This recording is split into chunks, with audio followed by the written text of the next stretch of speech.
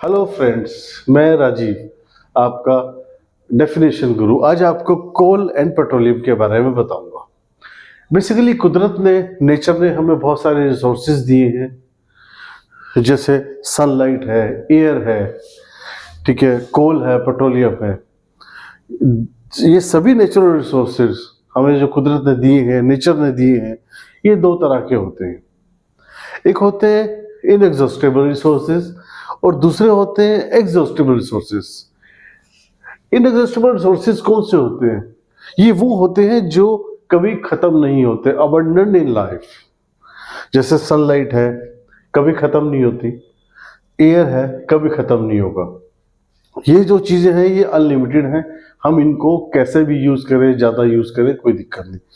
लेकिन कुछ एक ऐसे रिसोर्सेज हैं जो एग्जॉस्टेबल हैं, मतलब जो समय के हिसाब से खत्म हो जाएंगे।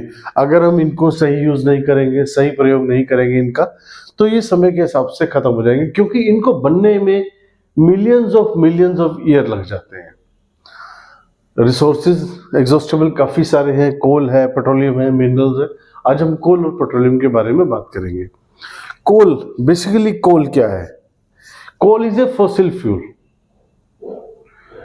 मिलियंस ऑफ ईयर्स पहले जो प्लांट्स हैं, जो जंगल हैं, वो कभी नेचुरल डिजास्टर की वजह से दब गए होंगे। उसके ऊपर सॉइल लेयर पे लेयर मिट्टी की, अब वो घटते घटते, वो दबते दबते वो डिकम्पोज हो जाते हैं। वो डिकम्पोज हो जाते हैं, जिसकी वजह से वो दबते रहते हैं और उसके ऊपर नई वनस्पति, जिसको हम बोलते हैं, वो आती रहती है और वो धीरे धीरे कोल में कन्वर्ट हो जाते हैं। इस प्रोसेस को कार्बनाइजेशन कहा जाता है।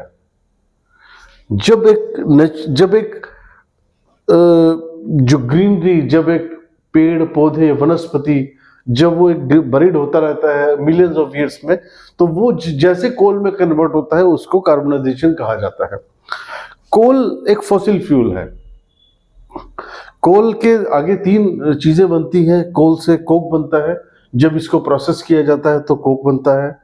कोक जो होता है वो हार्ड ब्लैक होता है, जो इलेक्ट्रिसिटी प्रोडक्शन में काम आता है, कुकिंग में काम आता है। पहले के टाइम में रेलवे इंजन चला करते थे, आजकल तो चलो इलेक्ट्रिसिटी के चलते हैं। तारकोल, तारकोल एक थिक लिक्विड ब्लैक होता है, जो इससे बनता है, कोल से बनता है, जो कि पेंट्स में, सिंथेटिक में काम आता है। और तीसरा चीज बनती है कोल गैस। कोल गैस भी इलेक्ट्रिसिटी प्रोडक्शन के काम आती है। जब कोल प्रोसेस के थ्रू कन्वर्ट होता है कोक में, तो जो गैस निकलती है, जो स्मोक निकलती है, उसको हम कोल गैस बोलते हैं। इसी तरह अब हम बात करते हैं पेट्रोलियम की। बेसिकली पेट्रोलियम भी एक फॉसिल फ्यूल है। पेट्रोलियम जब एक एनिमल्स और ग्रीनरी, प्लांट्स, जंगल जब समुंदर के अंदर दफन हो जाते हैं, लाखों करोड़ों साल तक वो दबे रहते हैं, उसके ऊपर एक लेयर सॉइल लेयर, कभी उसके ऊपर एनिमल्स की जो रिमेन्स हैं, प्लांट्स के रिमेन्स हैं, जब वो लाखों साल तक दबे रहते हैं, तो वो एक पेट्रोलियम के रूप में बन जाते हैं। पेट्रोलियम जो है वो भी कई तरह के बन जाता है, जैसे पेट्रोल है, डीजल है, ये सारा प्रोसेस करते हैं। पेट्रोलियम का मतलब सिर्फ डीजल और पेट्रोल नहीं होता। पेट्रोलियम का मतलब होता है डीजल है, पेट्रोल है, केरोसिन है, वैक्स है, बिटुमिन है। ये काफी चीजें ऐसे निकलते हैं। जैसे पेट्रोल डीजल हम समझते हैं कि कार को, व्हीकल को चलाने में, फैक्ट्री को चलाने में काम आता है। बिटुमिन, आजकल सड़कें बनती हैं, सड़कें बिटुमिन से बनती हैं। केरोसिन हम यूज करते हैं घरों में। वैक्स है, वैक्स अपना पेट्रोलियम जेली है, इस तरह। और काफी मल्टीपल यूजेस इसके हैं, अनलिमिटेड। पेंट में, सिंथेटिक में काफी चीजें हैं।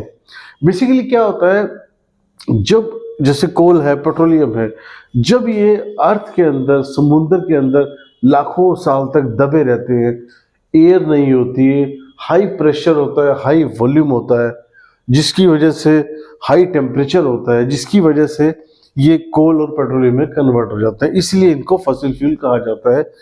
और पेट्रोलियम के साथ क्या होता है, जहां पेट्रोलियम है वहां नेचुरल गैस भी है, ये भी समुद्र में ही होती है। जब हम ड्रिल करते हैं तो पेट्रोलियम और नेचुरल गैस वहां मिलती है हमें, ये पानी से हल्की होती है, इसीलिए पेट्रोलियम और नेचुरल गैस ऊपर रहती है। नेचुरल गैस में सीएनजी है, सीएनजी कंप्रेस्ड नेचुरल गैस, और हाइड्रोजन गैस है, और एक दो और गैस बनती है। इसमें क्या है कि इनको एक तो कैरी करना बहुत आसान होता है, ये सिलेंडर में पाइपलाइन के थ्रू कैरी होते हैं, काफ़ी एफिशिएंट है कुकिंग के अंदर, ट्रेवलिंग व्हीकल के अंदर। जो हाइड्रोजन गैस है वो हमारी फर्टिलाइजर्स के अंदर बनती है। इसी तरीके से जो सीएनजी, जो हम एलपीजी यूज करते हैं, जो हमारे घरों में एलपीजी आती है, वो नेचुरल गैस नहीं है, वो पेट्रोलियम का एक बाय प्रोडक्ट है। तो इस तरह से ये सारा जो नेचुरल रिसोर्सेज है, ये सारे एग्जॉस्टेबल रिसोर्सेज हैं जो मैंने आपको बताए, ये काम करते हैं, क्योंकि इन एग्जॉस्टेबल रिसोर्सेज कभी खत्म नहीं होते। सनलाइट है, सोलर चलता है इससे हमारा, आजकल सारी चीज़ें इससे होती हैं, एयर है, विंड मिल्स है। धीरे धीरे गवर्नमेंट सबका और हर आम आदमी का ये कोशिश होता है कि एग्जॉस्टेबल रिसोर्सेज का यूज़ कम करा जाए, समझदारी से किया जाए, अदरवाइज ये कुछ समय के बाद खत्म हो जाएंगे। मैं उम्मीद करता हूं कि आपको कोल और पेट्रोलियम के बारे में जो मैंने समझाया समझ आया होगा। Thank you very much.